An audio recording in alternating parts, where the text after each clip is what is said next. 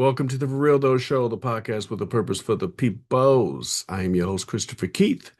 Thank you for joining me. Y'all already know what we always talk about at first. Like, subscribe, do all the things, comment. Some of you guys have been commenting, and I appreciate it. Some of you have shared, and I appreciate it. I really feel like we got some good information coming out. Definitely some things that I don't hear, but I find very curious, and I know you guys are enjoying it as well. So I just appreciate your support. I really do.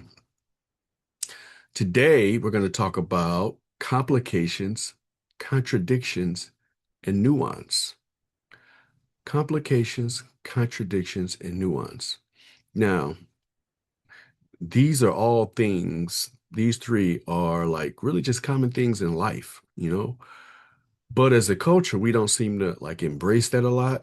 Like we tend to be like into these camps of extremism, if you will, so things like on one side or the other side or whatever, but we don't really make space, for complications, contradictions, and nuance, which are all a part of our lives, okay? And as a base for that, I want to use this scripture as a reference, which some of y'all are probably laughing because y'all be like, Chris, is some scriptures? But yeah, I told y'all, man, I may not be a Christian, but I still think the Bible is a cold book. I just think it's misappropriated and mistaught. But there are some definitely, there's some gems in there. There's some things that go hard in the paint in the Bible. And this is one of them. So this is Ecclesiastes. I'm not believe it's chapter 3, I think. I'm not sure. I didn't write that down, but here are the highlights. There is a time for everything, and a season for every activity under the heavens, a time to be born and a time to die, a time to plant and a time to uproot, a time to kill and a time to heal, a time to tear down and a time to build, a time to weep and a time to laugh, a time to mourn and a time to dance, a time to scatter stones and a time to gather them, a time to embrace and a time to refrain from embracing, a time to search and a time to give up, a time to keep and a time to throw away, a time to tear and a time to mend, a time to be silent and a time to speak, a time to love and a time to hate, a time of war and a time of peace. So I'll stop it there. But like this is a scripture I've seen like for many, many years. And back in the day, I just always took it as a general thing that happens in life, just kind of generally, if you will. Uh, but I see it a little differently. Like I see it as it's saying, like, I used to think that it just happens like in life. There are times when people will kill or people will heal. You know what I mean? Like it's just one of those things that happen, that, some people do this, some people do that. But like lately, I've just seen it as like I'm talking to you. Like it's not saying that one person laughs while another person mourns or one person will kill while another person heals. Nobody, it's the cycle of life for all people. And all people will have to take part in all these ventures at some point in their lives, right? Not necessarily like, for example, the literal sense of killing another human being, although depending on the situation, it could come to that, right? It may be necessary to protect your family, protect yourself, or whatever. But with all humans, all of these acts that were in this scripture are part of our complicated human experiences. You know, like like if you think about the song "Ebony and Ivory," right? We are ebony and ivory, right? You remember how it used to go? The lyrics was like, "We all know that people are the same wherever you go. There is good and bad in everyone. We learn to live when we learn to give each other what we need to survive. Together alive." I won't keep singing, don't worry. That was a jam back in the day. But like there's good and bad in everyone. That's the line in the song, right? That's the one that hits it. And regardless of your like general nature, right? Unless you are a sociopath, we all share the same potential to be both a blessing and a curse, right? And I always like to use myself as an example. I don't, before I put other people's on blast, I always put myself on blast. And so if I were to use myself as an example, I would say that most people who know me relatively well, you know, would not disagree with these descriptions of me. I am kind, sensitive, silly, serious, compassionate, peaceful, honest, right? Those things just come off my head, right?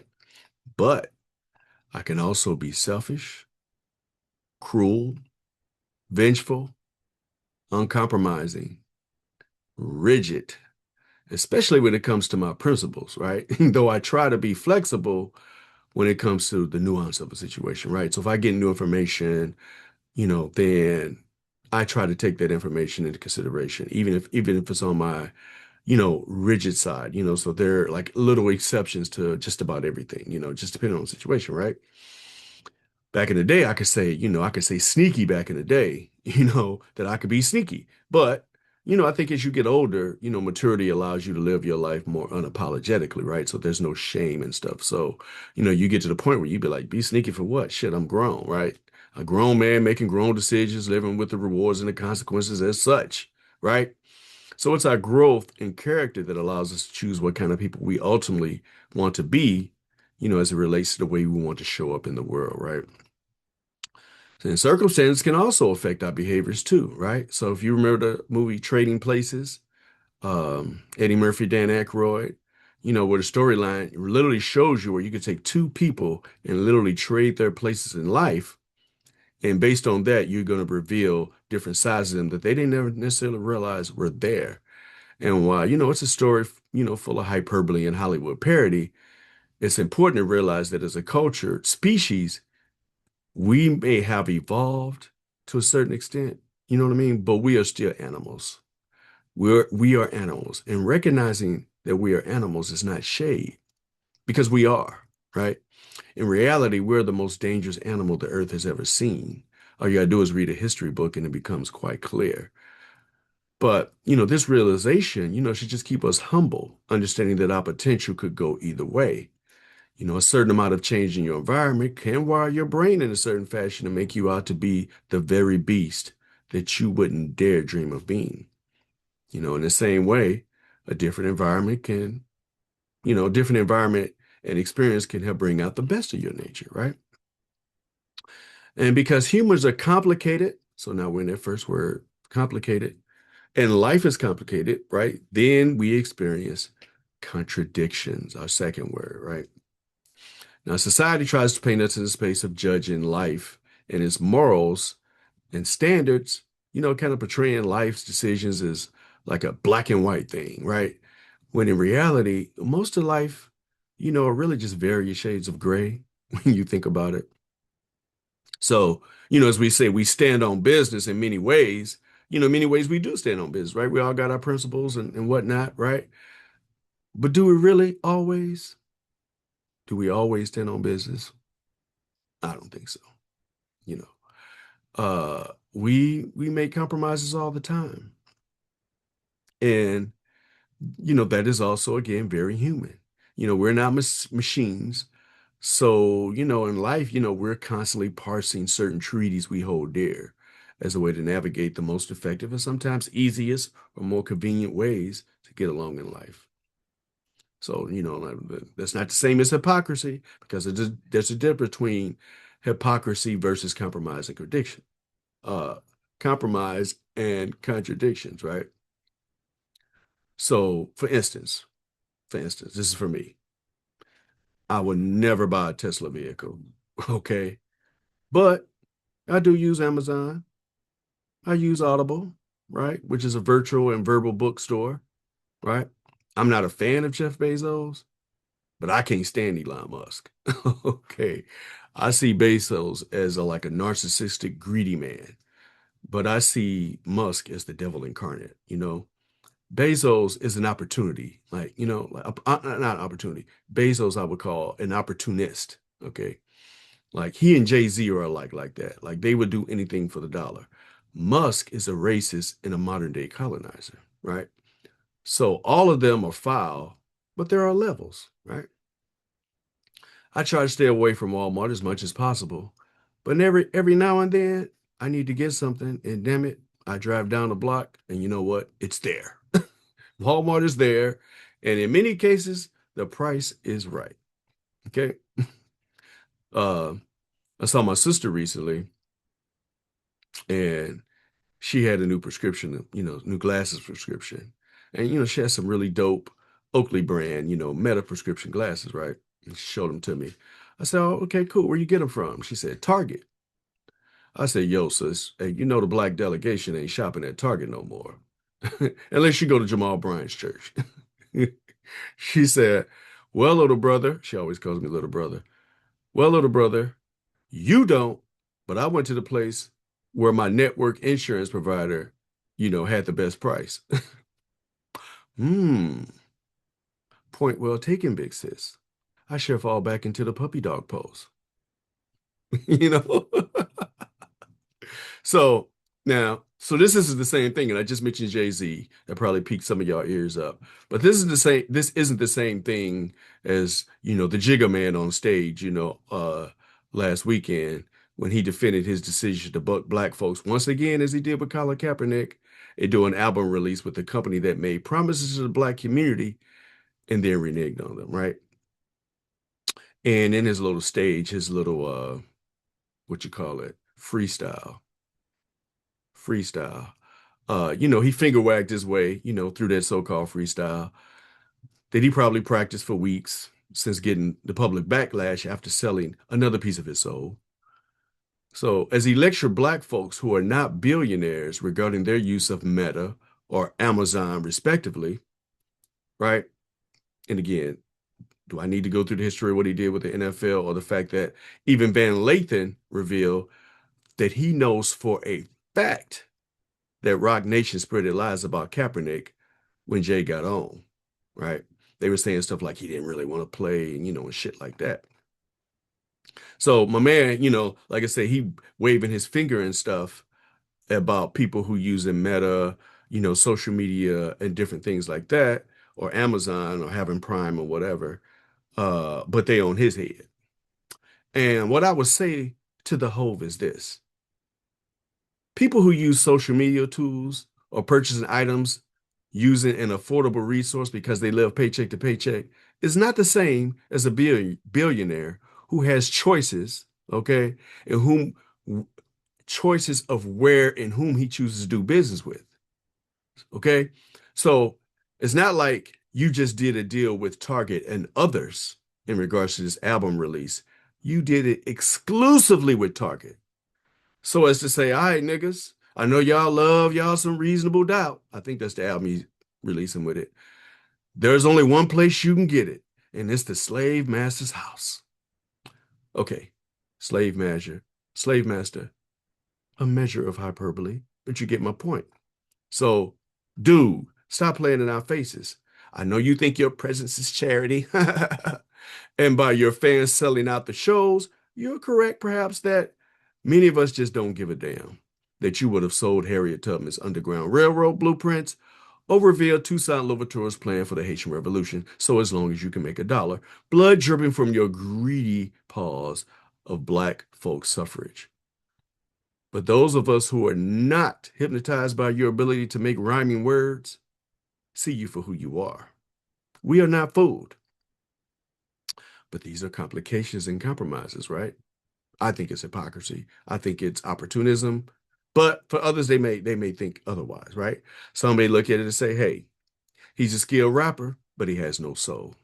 For me, and I've never been a big Jay-Z guy, but he got some hits. He got some hits, right?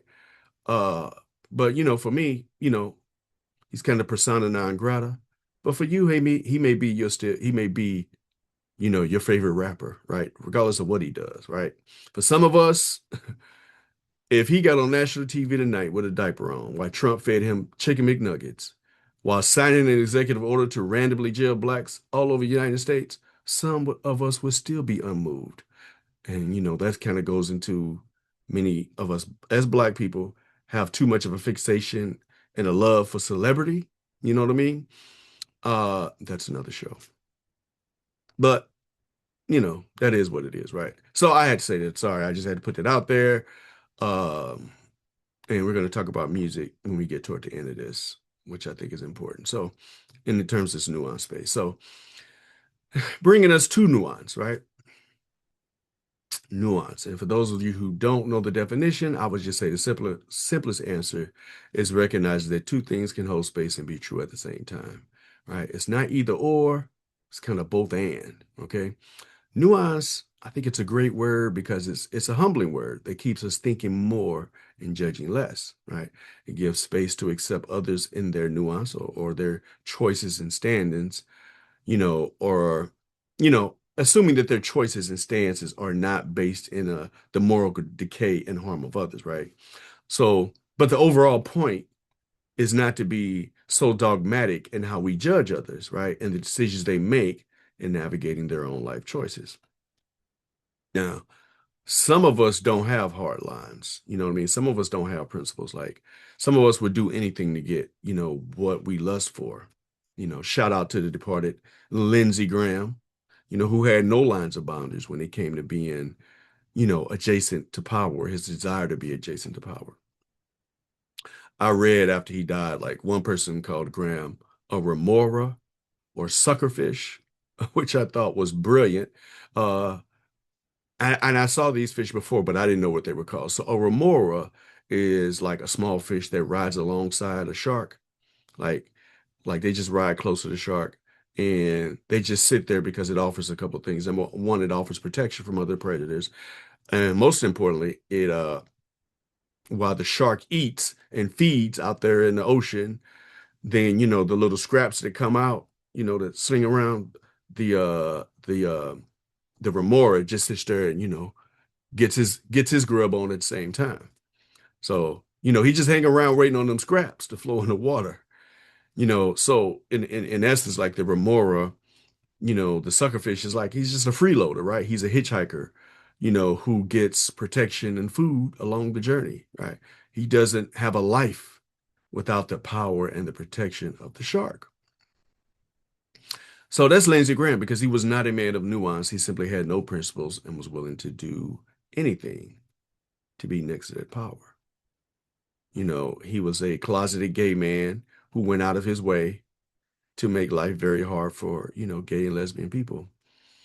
Um, he spoke out against the orange man quite extensively, quite thoroughly, quite accurately until the orange man had the power. And then he just bent over, if you will, receiving all of the love, being pointed around by the orange man's tool, if you will, as a puppet. He was puppeting him in that fashion. But that's not that's not what I call nuance, right? That's not nuance. That's a hardcore that, that's an opposite, right, of what we're talking about. So there's always lines, there's always levels. But like I said, man, most things in life there are nuance and there is both, the good and bad. As a society and the culture, though, especially relating to social media culture, we lost like a great ability to do that. Like, and so now, you look online, it's just a lot of rage baiting because they go into the extremes. And, and when it comes to people, like, especially like celebrities and stuff, we either deify them or vilify them. And obviously, that's what most celebrities have learned. Like, if you reach a certain amount of fame and people love you, so many people love you, eventually they're going to try to tear you down, right? It's just like a human nature type of thing that we do, unfortunately, because I just don't think that we realize how caught up in fantasy we are and not in reality, not giving people who are humans the ability to be human, to be flawed, especially if you're in, like, say, the public eye for a long period of time. If you're a preacher, if you're a teacher, if you're on the radio, whatever, if you're on a platform for 20 years, you're gonna say some messed up shit sometime, right? That's just the nature of the beast.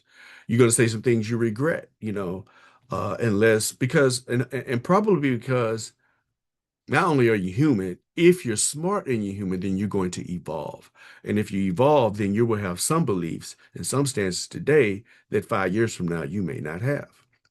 Right? Some you may still have, but some you won't have. Um, like I said, in most cases we don't do that.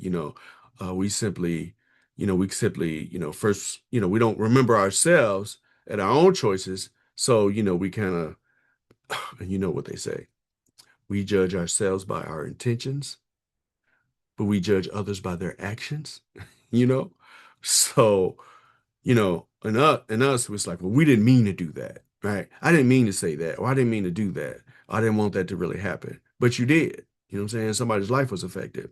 But to those other people, they don't get no mercy. You know what I'm saying? And they are either, again, deified, or vilified. Both of both should be neither, unless you are really worth vilifying. Okay, so here's some examples of um, flawed human beings, right? Martin Luther King, arguably the greatest person America's ever produced. I could argue that. And he also had marital scandal. He had affairs and stuff. He had other apartments. He had his own, like he had separate apartments and stuff like that. Um, he had him some relationships, right? One fact doesn't take away from the other, right? They can both live in the same space without diminishing his accomplishments and what he did for not just black folks, but all folks. Okay. Bill Cosby, great impact. The Mob Squad, Fat Albert, The Cosby Show, A Different World, HBCUs, the whole nine. Like this dude was the man. Like for that whole long career, being a stand-up comedian, a movie star, a TV star, the whole nine. I mean, especially the 80s. I mean, he was the man, right? He was the man. He was also a sexual predator. Even admitting this in one of his routines regarding the Spanish fly. I remember growing up. I remember when I was in South Bend, Indiana, and a lot of the Mexican guys used to talk about, yeah, man, I'm gonna get that girl some Spanish fly. Just gonna get her hot, give him some Spanish fly, you know. And I didn't know, like, I just figured it was a drink, right? I didn't think it was like a literal Spanish fly. I thought it was a drink, but I don't know. Is that some shit you can buy? Like, is that I guess it's a real drink, but I've like never seen none at the liquor store, but do they still sell Spanish fly? I don't know. But anyway, um, but again, in relating to that, both can exist in the same space, and acknowledge. But, when that stuff happened, like a whole lot of black folks, we took sides, and we wanted to deny over 50 women's, 50 different women's accounts, you know, just because we wanted to deify and defend a man, you know, and as if, that those things didn't matter because of the art, you know, or it's like saying, well, I know you know, R. Kelly, he might have had them young girls and pissed on them and held them captive. But did you listen to 12 play? I mean, I Believe I Can Fly was a great song. I mean, he made I Believe I Can Fly, right? One of the most inspirational songs of all time. You know what I mean? So it's like we was like on one side or the other instead of just saying, no, the man can make a hit. And you know, he was a fucking creep. He was a predator, you know. It's okay. Now, if you admit that, then if you still want to step to the name of love, that's your business, right? I go to events sometimes and they still gonna be playing that step to the name of love and all of that. Seem like you're ready, Seems like you're ready, although you're 14. Was that a lyric? I'm not sure if that was in there now, but you know, some of us we cool with that, but it's okay to say both. We don't have to act like one don't exist just to make ourselves feel good. You know what I'm saying? And even with the Cosby thing, I remember I argue with a lot of black people, especially on social media, and I would ask them, I was like, hey, if the person that it was the accuser was your mother, your daughter, or your sister, what would you say then? And to this day, I never got a response. I never got a response. Here's another example. case y'all think I'm just picking on the brothers. Kevin Spacey.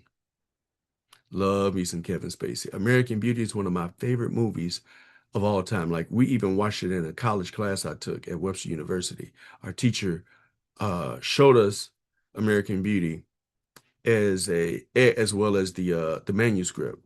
So we got to talk about that in the manuscript. Brilliant movie, right? Also made sexual advances to a 14-year-old boy. And after that was reported, more than 30 other men came forward with similar stories about him groping them and all that other kind of stuff, right? He went to court, acquitted on some charges, settled in many others. Okay. Uh, Obviously, when Cosby was mentioned, so was Harvey Weinstein. Great movies, great movies. Good Will Hunting, you can just look them up. A lot of great movies, a lot of blockbuster, awesome storytelling, great performances, right? And the motherfucker was a monster who deserved to go to prison. You know what I'm saying? So now those are the easy ones. Here's some more complicated ones that we don't like to deal with, but I will. I shall. Because you know me, it's what I do. Barack Obama. Yes, Barack Obama, a most accomplished president who did some amazing things as president in those 2 terms, right? Also, a soft ass dude when it came to how he approached black folks versus white folks, specifically in this case when it came to accountability. Okay. Remember, he lectured us about being fathers and shit in a black church, lecturing black folks on how to be, fathers. Okay, that's cool if you're gonna do that, but you ain't got shit to say to white folks about their shit. I mean, because you are the president of all America, right? You did say, I'm not the president of Black America, I'm the president of all America. Okay, well, then, motherfucker, I'm gonna need you to be president in all of America. And if you're gonna put your foot in some black folks' asses, I need some shit in some white folks' asses. You feel what I'm saying, right? Ain't no sacred cows up in this piece. So don't think you can come up in our churches and talk that shit, but then when you talk to these white folks, you ain't got nothing to say. Now you hope and change and dreams and shit. Get the fuck out of here with that. Oh, and about that Merrick Garland nomination for Supreme Court. Ketanji Brown Jackson was available and well qualified. Many, including myself, said, Barack, Mr. President, please nominate a black woman and let that Grim Reaper Mitch McConnell, who seems to have secretly met the Grim Reaper himself, the real Grim Reaper, let him and the GOP deny her publicly and see how that turns out for them, right? Nope. Nope. He was told this. This was very much advised. Nominate a black woman. Never been one. But nope, he picked the plainest white man, thinking it would appeal to a people at a party that could not stand his black ass in the first place and never would. He even said some shit the other day calling George Washington great, though he owned people and never intended any of the nation's benefits to be bestowed upon Barack, his wife, or his 2 beautiful daughters for that matter. George Washington would have bought, sold, and raped both Sasha and Malia. There was nothing great about him. Period. Nothing great. Don't at me. Uh, so Toucan, 2 of these things exist in the same space. And I can tell you my experience with black people, and this is where the extremism comes to play. We either defend Barack without fail, like without compromise. You know what I'm saying? We either defend that dude 100% or we can't stand his ass for all the things, like some of the things that I just mentioned. Like, um, and I get it. I get it. Like, I understand. I do understand. Now, here's one that's going to surprise you, but it's the truth. Controversial. Here we go. Ready? Here we go. Michelle Obama. Yes. Arguably the coldest first lady of all time, right? Great examples all around, you know, how she handled the spotlight, you know, being a cold ass first lady. all the while being called an ape, a monkey, a man, all that crazy shit. Right? She did her thing. Uh, but after she left office, she wrote a book that I purchased for myself, a book that I purchased for others and gave away as gifts. Okay.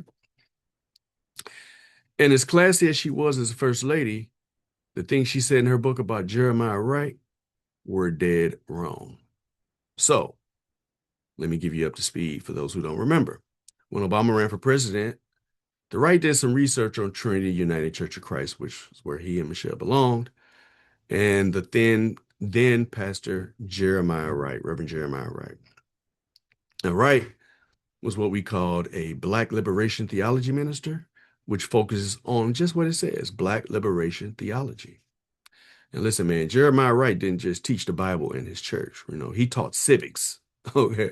As an example, he would often give like surprise civic tests to the congregation. So you come in and pow, pow, pow, pow, pow. He throwing out paper, asking you to, if you could comment or write or were knowledgeable about things that were going on in the city of Chicago, things that were going on nationally, because he didn't want his people to just be so heavenly minded that they were no earthly good, right? He understood that both national and local politics played a major part in people's lives once they left the steps of 400 West 95th Street in Chicago.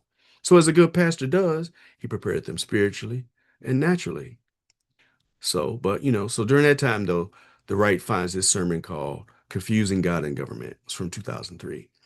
Now, mind you, the election was in 2007, but in 2003, this is part of what he said. And these are quotes. I'm going to read them. And this is right where he's talking about Black folks and America's relationship to Black people. So this context is important. Context is always important. And I quote, the government puts them in slave quarters, put them on auction blocks, put them in cotton fields, put them in inferior schools, put them in substandard housing, put them in scientific experiments, put them in the lowest paying jobs, put them outside the equal protection of the law, kept them out of their racist bastions of higher education, and locked them into positions of hopelessness and helplessness. The government gave them drugs, builds bigger prisons, passed the three-strike law, and then wants us to sing God Bless America? No, no, no. Not God Bless America. God damn America. That's in the Bible for killing innocent people. God damn America for treating her citizens as less than human. God damn America as long as she keeps trying to act like she is God and she is supreme. End quote. Now, when this was released to the public during the election period, of course, white folks lost their mind. Goddamn America. Pearl clutching could be heard all the way in China, right? And naturally, the Obamas had to distance themselves from that statement, right? If they want to have any chance of being elected, because they knew them white folks would use that clip as a damning talking point, without giving space to the context, which was 100% on point. And some Black folk didn't like it, didn't like that he distanced himself, but I understood it, and so did Reverend Wright. Okay. Uh, Reverend Wright understood it. I'll get to that in a second. But in Michelle's book, so you got Michelle's book, right? Now so anyway, again, they distance themselves. They eventually uh kind of, I guess like you could say, resigned their membership from Trinity, and then he went on about his campaign, made some comments and stuff about, he didn't think what he said was right, blah, blah. Um, Jeremiah Wright said that he understood why Barack, you know, uh, distanced himself because he said, hey, he's a politician, um, and he understood that, he had media pressure, he had media pressure because of what he said, and he understood it. So he didn't, and when he said he's a politician, he didn't it wasn't shade. It was just like, hey, man, this is your job. I'm a minister. So I get to say these things. As a politician, if you want to be elected, then there's certain things you may not get to say. That seems to be changed now. Well, I guess there are certain things you can't say now, but it's only about certain people, you know. Shout out APAC. Right. Okay. And those that APAC support. Okay. But yeah, back in the day, it was certain things, there was a lot of things that you couldn't say. Now you can just say really hateful things towards black folks, minorities, uh, Haitians, Arabs, whatever.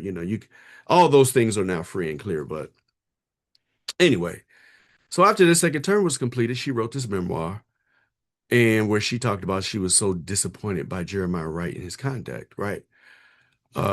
She characterized, you know, some of his public behavior as rhetoric and inappropriate. I'm sorry, rhetorically inappropriate and damaging, right? And she wrote that he appeared to be careening through callous and inappropriate rage, right? Directed at white America, and described him as acting paranoid. So, so my thing is this. The Obamas had membership at Trinity under Jeremiah Wright for 20 years. He married them. He baptized both their children there. Hell, chances are they were there the day of the sermon. Yet you stayed, right? You stayed into the controversy. And like I said, Jeremiah Wright got your back. You know what I'm saying? He got your back and said, "Hey, I understand. He got a job to do. He got a election to run, and he's not going to be successful standing with me. So I get it. So he didn't even take it personally. You all right? He could have been like, now that don't mean in closed doors that he didn't have something to say, but publicly, oh, he stood 10 toes down on him. He was totally loyal. So my point about Michelle Obama was, okay, why are you even talking about Wright in the first place in your book? That was over 8 years ago, right? When that came up, that was over 8 years ago. Why is Jeremiah Wright's name in your mouth after y'all done had two terms and rode off into the sunset? Right? It was unnecessary. It was betrayal. And I'm sure some white person told her that she need to put that in her book, and she addressed it. So it was just really whack. So I never appreciated that about Michelle Obama. Didn't mean she wasn't a cold first lady. You know what I'm saying? I'm not throwing her in the trash, right? I'm saying that there was some shit in her game, right? And I think it's proper to talk about that, right? It's proper to call that out because it's also what makes her human. It's okay to talk about because if she hears that, then hopefully she can do better. Right. If we don't say anything, then that means that once a person reaches a certain amount of celebrity, then especially with black folks, we just won't say shit to them so they can do anything. Which is why Jay-Z felt like he can get up there and say whatever, because hell, after all, he sold out Yankee Stadium for the whole weekend. So of course, yeah. And all that cheering and yeah, Hove, you the man. Well, yeah, after all of that and all that money, yeah, you think you're fucking untouchable. Can't nobody tell you shit. And that's a problem. He could never evolve unless he does his own study and has his own motivation. He's never going to evolve because too many motherfuckers is kissing his ass about his rap lyrics, right? And, just like, Jay-Z, the Obamas are human. They're not superheroes. They're not our friends, right? And we can root for them and support them, and then when necessary, criticize them and hold them accountable and say, no, partner, that wasn't right. That wasn't right. So, as we close, thank you for joining me. As we close, I want to address one more thing, speaking of nuance. So, um, you may have heard this controversy going around a couple weeks ago. The news cycle comes and goes so fast, so things can be dated. I hope this is not dated, but I think the point is not. You had this issue with Young Miami versus India Ari.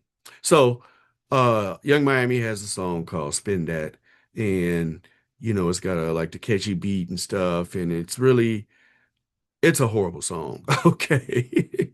It's catchy, but the lyrics are really denigrating towards black people. It's really like showing us or taking us to the lowest possible denominator. And so it became this subject matter, it started hitting the internet. and I don't even necessarily remember how India.Arie got in it.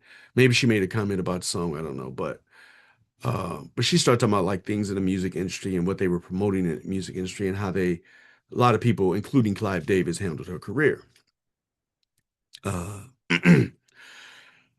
and as the fallout happened with a lot of the discussion, a lot of black people were defending the song Spin That based on like free speech and mostly free speech and art. Okay, saying that hey, it's just art, it's entertainment, it's no big deal, and we've been listening to ratchet songs all our lives, so you go back to hip hop in the 80s and 90s, gangster rap, this, that, and the other. We've been listening to ratchet stuff all along. This ain't no big deal. If you like, you like. If you don't, you don't. No biggie.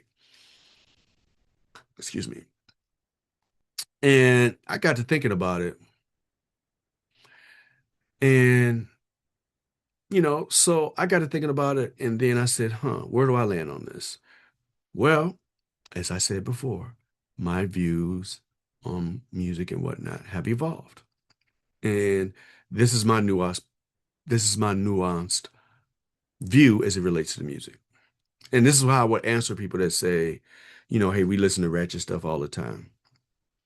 Oh, back in the day. Okay. So I would say that I agree we listen to ratchet shit. I'm 59.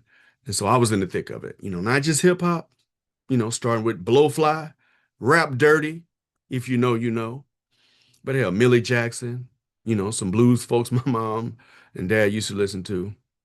And during that whole C. Dolores Tucker time, if you don't know her, Google her, I rebuffed her, for the sake of defending art and freedom of speech, and I also had this thing of, a resistance to white folks telling us what to do or what to say, right? Ice-T said, um,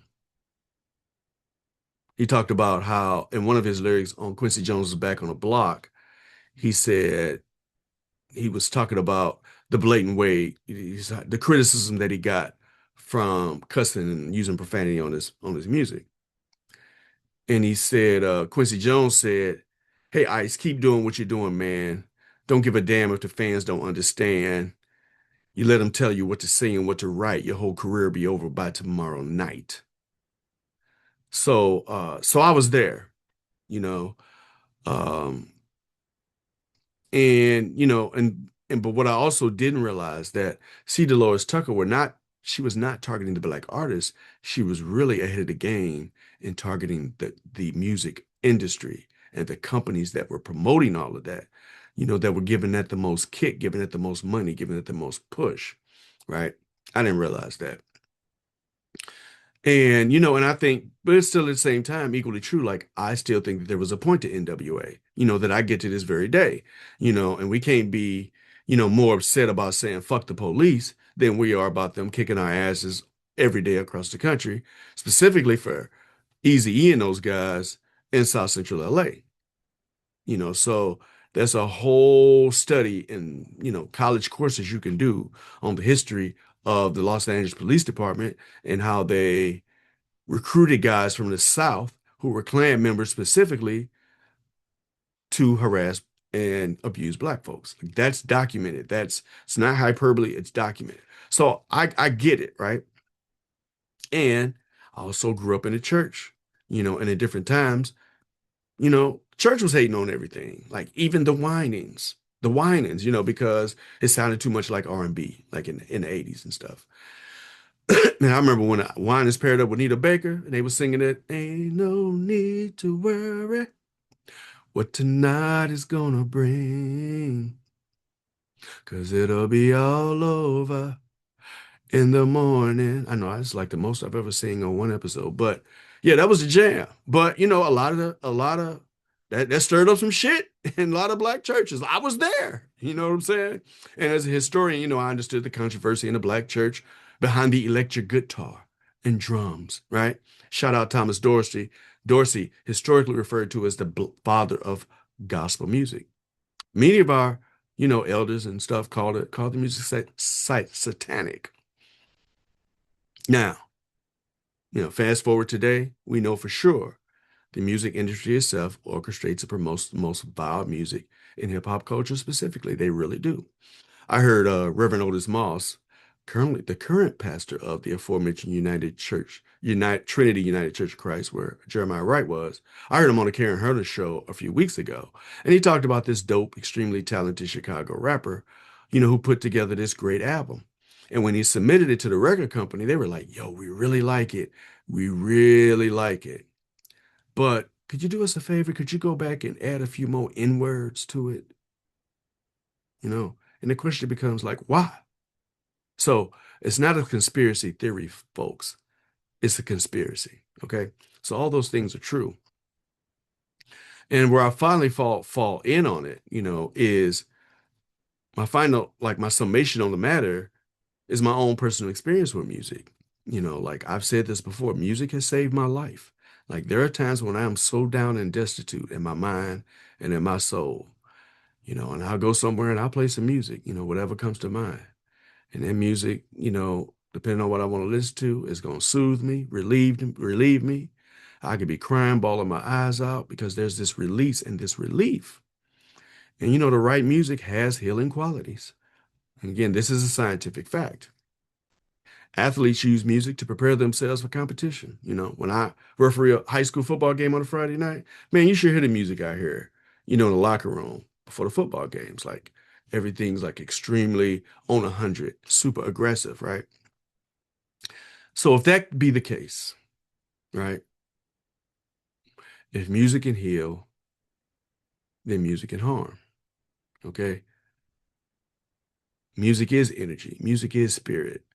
That's why, it tends to live forever. That's how you can listen to Off the Wall or Thriller today, and it's just as relevant today as it was 1979, 1983, respectively. So, I would never be, for banning shit or censorship, right? I don't want nobody telling us what to say or how to express ourselves because normally, when that happens, then they're gonna squash some shit that need to be said. That's censorship, right? Never gonna be for censorship. But equally true, you know what? It's up to us to collectively to carefully discriminate, in what we listen to because we do become what we think. And having the conversation about Young Miami notwithstanding, it's fruitful because it brings to the forefront, for those of us who may not be aware of how we're being played. So if we, collectively reject the garbage, then the incentive to fund and distribute that garbage will cease, right? In the meantime, the choice is an individual one, but the tragedy is not even knowing what's happening in our brains, thinking it's merely entertainment. One of my dearest friends, my man CJ, shout out Chuck Jackson, like he and I, like we typically don't go 30 days without texting each other some jazz clips, right? And we get to speaking and texting and talking in depth about how we feel about the music, the times, and what it must have been like living in those times as Black people, and how the music resonates to this day. You know, the music outlives the artists themselves, right? The great music certainly does, right? Miles Davis, Kind of Blue, 1959. Uh, Cannonball Adderley, Coltrane, all these guys, Etta James, Lady Day, um, Ella Fitzgerald, you can just go on and on. Bill Evans on the piano, Ramsey Lewis. I could just go on. I could just spit names all day. And so it makes a difference. It makes a difference. So if it can heal, it can harm. And we literally are what we think. Our brains are wired according to the rhythms, and those lyrics. You ever like wake up in the middle of the night and you can't get a lyric or a song or a tune out of your head, or you hear something, oh boy, it's gonna be in my head the rest of the day. That's the truth. So you have to discriminate. So the way I fall on it, hey man, do you just be smart about it. Just don't play yourself. The worst thing you can do is play yourself. So I hope you got something out of this. things of contradictions, nuance.